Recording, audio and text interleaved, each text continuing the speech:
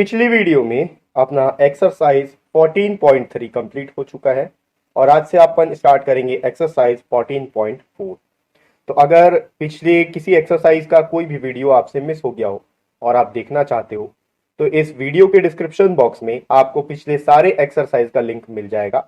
आप जाके उन वीडियोस को देख सकते हो और अगर आपको किसी क्वेश्चन में कोई डाउट होता है तो वीडियो के डिस्क्रिप्शन बॉक्स में आपको मेरा ईमेल एड्रेस भी मिल जाएगा, जिसमें आप मेरे को ईमेल करके अपने डाउट्स को पूछ सकते हो, अपने डाउट्स को क्लियर कर सकते हो।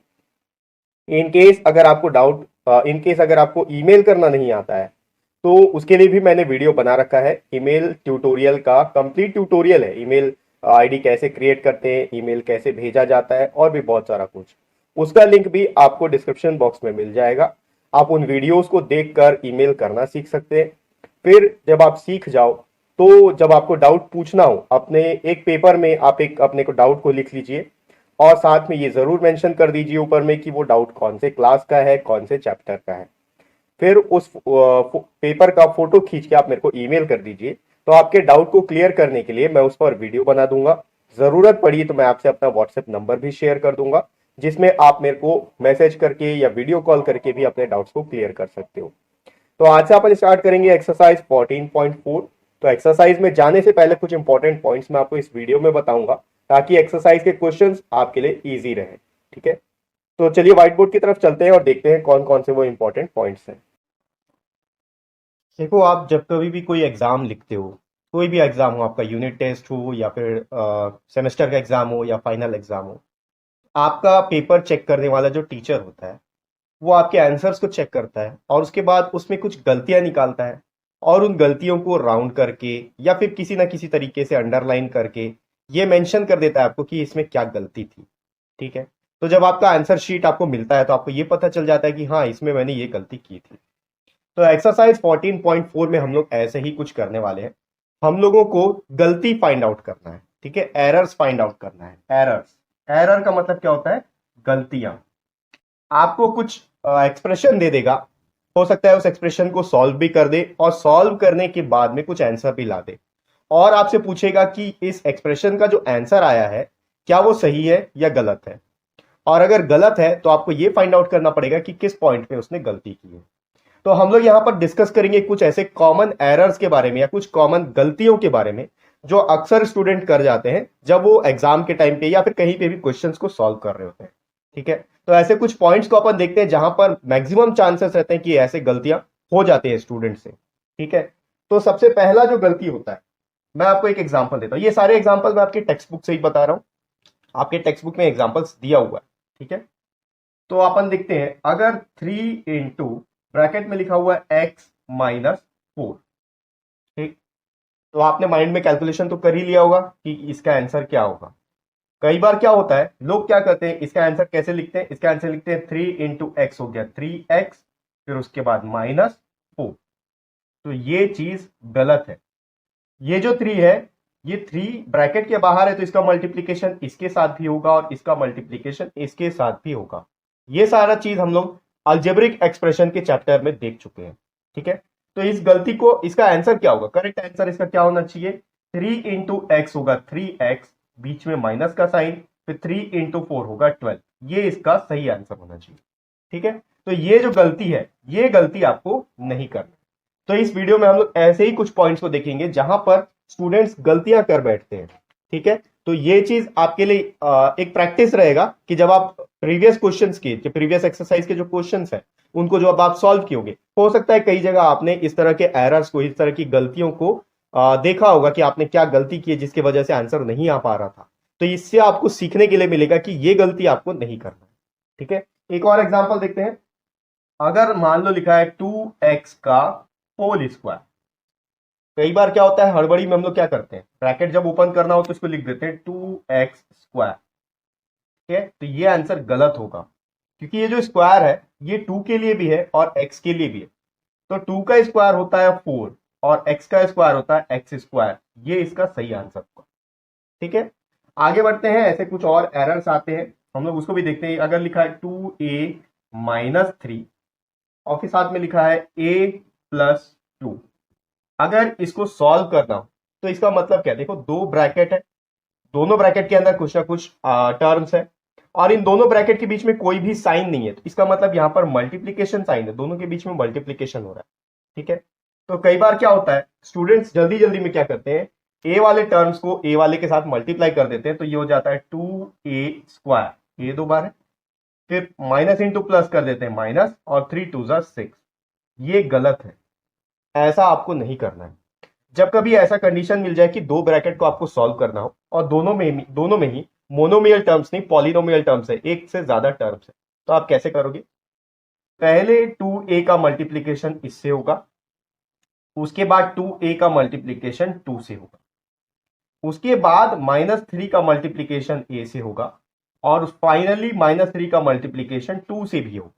ठीक है, तो यहां पर आंसर क्या आना चाहिए, पहले अगर 2a का मल्टीप्लीकेशन a से किया जाए तो ये हो जाएगा 2a², फिर 2a का मल्टीप्लीकेशन हम लोग को 2 से भी करना है, साइन क्या लगेगा, इसके आगे भी प्लस है, इसके आगे भी प्लस है, तो प्लस इंटू प्लस तो प्लस हो गया, और 2 2 हो गया 4, और साथ में a। अब आगे बढ़ते हैं, -3 का मल्टीप्लीकेशन भी इन दोनों से होगा, तो देखो -3 इंटू ए, तो 3 इंटू ए तो 3a हो गया, साथ में यहां पर माइनस है और a के सामने प्लस है, तो माइनस इंटू प्लस माइनस हो गया, फिर साइन का मल्टीप्लीकेशन देखो, माइनस इंटू प्लस माइनस हो गया, और 3 2 हो गया 6। अब यहां पर ये दोनों जो है लाइक टर्म्स है, तो इनको सॉल्व किया जा सकता है, प्लस इंटू माइनस माइनस होगा, दोनों के बीच में सब्ट्रैक्शन होगा, 4 - 3 होता है 1। तो याद रखना ये चीज भी कई बार स्टूडेंट्स गलती कर देते हैं कि 4 में से 3 तो चला गया, वो कंप्लीटली कैंसिल कर देते हैं, यहां पर कुछ नहीं लिखते हैं, यहां पर 1a बच रहा है, 1a। ठीक है, 4 - 3 1a, तो आपको कभी भी 1 को मेंशन करने की जरूरत नहीं है, आप सीधा a लिख सकते हो। साइन किसका लगेगा, जो बड़ा है, साइन का भी आपको ध्यान में रखना है, ये माइनस है लेकिन छोटा है, 3 छोटा है 4 से, 4 बड़ा है, 4 प्लस में, तो यहां प्लस का साइन आएगा, और फिर लास्ट में -6, ये इसका एक्चुअल आंसर होगा। ठीक है, तो ऐसे ही कुछ कुछ गलतियां हैं जो कि आपकी टेक्स्ट बुक में दे दिया है, कई बार स्टूडेंट्स कर बैठे हैं, जब हम लोग स्टूडेंट थे हमने भी ये गलतियां की हैं। ठीक है, इसलिए इनको कॉमन एरर्स बोला जाता है, आपकी टेक्स्ट बुक में कहीं पर लिखा होगा कि ये कॉमन एरर है, ये कई बार जब स्टूडेंट नया नया सीख रहा होता है तो ये गलतियां कर बैठता है, इसलिए इस चीज को आपको एक्सप्लेन कर रहा हूं मैं, ताकि आप इस चीजों को ध्यान में रखो और जब एग्जाम के टाइम पे आप क्वेश्चंस को सॉल्व करो तो ये गलतियां आप ना करो। ठीक है, वैसे इन सारी गलतियों जो भी हम लोग इसको करेक्शन करेंगे, इससे रिलेटेड पूरा एक चैप्टर, पूरा एक एक्सरसाइज है, एक्सरसाइज 14.4, उसमें आपको एरर ही फाइंड आउट करना है कि कौन से एक्सप्रेशन में क्या गलती है। ठीक है, आगे बढ़ते हैं, इसका एक और पॉइंट देखते हैं, अगर कई बार आपको हो सकता है ऐसा मिल जाए x+8 का होल स्क्वायर। ठीक है, हड़बड़ी में जल्दी जल्दी में हम लोग क्या करते हैं, x+8 का होल स्क्वायर लिखा हुआ है तो यहां पर करेंगे x का स्क्वायर, क्योंकि ये x का भी स्क्वायर है 8 का भी स्क्वायर है, प्लस 64, 8 8 64 होता है, 8 का स्क्वायर 64। तो ये आंसर गलत है, ऐसा नहीं कर सकते, यहां पर हम लोगों को आइडेंटिटी यूज करना पड़ेगा। हम लोगों ने अलजेब्रिक एक्सप्रेशन के आइडेंटिटीज के बारे में पढ़ा था, तो यहां पर कौन सा आइडेंटिटी यूज हो सकता है, a+b का होल स्क्वायर, फॉर्मूला क्या होता है, a² + 2ab + b², a² यानी कि x² plus 2ab, 2 into x यानी a यानी कि x, और इंटू 8 यानी कि b। ठीक है, प्लस b² यानी कि 8 का स्क्वायर, सॉल्व करने पर क्या आएगा, x² प्लस 2 इंटू 8 हो गया 16, और ये साथ में x है, प्लस 8 इंटू 8, 8 स्क्वायर का मतलब 8 इंटू 8, ये हो गया 64। ये इसका एक्चुअल आंसर होगा, ये आंसर गलत होगा। ठीक है, तो ये चीज भी आपको ध्यान में रखना है कि इस तरह का गलती आपको नहीं करना है।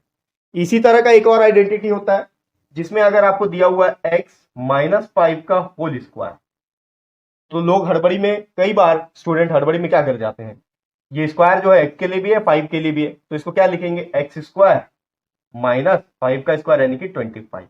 ये भी गलत है, इसका एक्चुअल क्या आंसर होगा, यहां पर हम लोग को आइडेंटिटी यूज करना पड़ेगा, x-5 है तो a - b का होल स्क्वायर है, फॉर्मूला क्या होगा, a² - 2ab + b², a² यानी कि x का स्क्वायर, माइनस 2 इंटू a का वैल्यू x इंटू b का वैल्यू -5। ठीक है, सॉरी -5 नहीं आएगा, b का वैल्यू 5, प्लस b² यानी कि 5 का स्क्वायर। आप इसको सॉल्व करेंगे तो ये हो जाएगा x² माइनस 2 5 10x प्लस 25। ये इसका आंसर होगा। ठीक है। तो ऐसे ही बहुत बार स्टूडेंट्स गलती कर बैठते हैं, इसलिए इनको कॉमन एरर्स बोला जाता है। तो ये सारे पॉइंट्स आप ध्यान में रखो। इसके अलावा एक चीज मैं और बताता हूं जो आपके टेक्स्ट बुक में दिया भी हुआ है। अगर कभी a+5 डिवाइडेड बाई 5 दिया हो, ठीक है, तो इसका मतलब क्या है, ये जो 5 है ये a का भी डिनोमिनेटर है, 5 का भी डिनोमिनेटर है। तो लोग गलती में क्या करते हैं, यहां से 5 को कैंसिल करके इसका आंसर लिख देते हैं a। वो गलत होगा, इसका आंसर a नहीं आएगा। ठीक है, इसका आंसर क्या आना चाहिए, a/5 प्लस 5/5। ऐसे आप इसको अलग अलग कर सकते हो, क्योंकि 5 दोनों का एलसीएम है। ये आंसर गलत है। अब अगर यहां सॉल्व करोगे तो ये क्या आ जाएगा, a/5 प्लस 1। ये आंसर सही रहेगा।